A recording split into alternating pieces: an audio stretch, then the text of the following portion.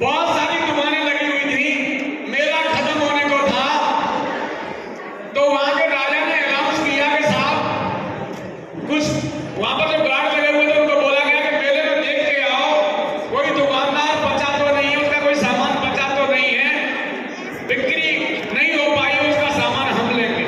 Hello, yes, तो पूरा मेला खाली था, लेकिन एक मूर्तिकार अपनी 3 मूर्तियों को लेके उस मेले में उपस्थित था।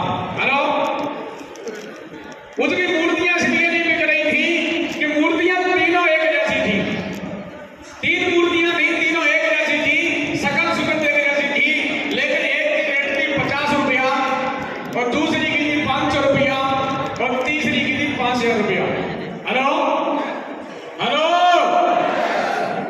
तो वो पहरेदार, वो गार्ड वहां पर गया कि महाराज एक दुकानदार है, मूर्तियां एक जैसी हैं, लेकिन इतना हठी है कि वो एक रेट में देने के लिए तैयार नहीं है और उसने मूर्तियों की 3 रेट रखी है, 50 रुपया, 500 रुपया और 5000 रुपया।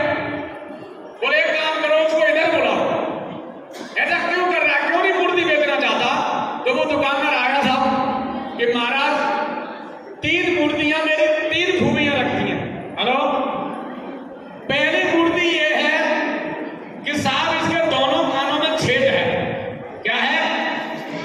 दोनों कानों में छेद है, अगर कोई बात आप बोलोगे तो ये इधर से सुनती है, इधर निकाल देती है।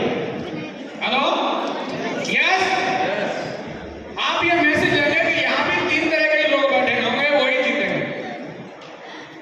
दूसरी मूर्ति है साहब इसके कान में छेद है, लेकिन मुंह से निकल जाता है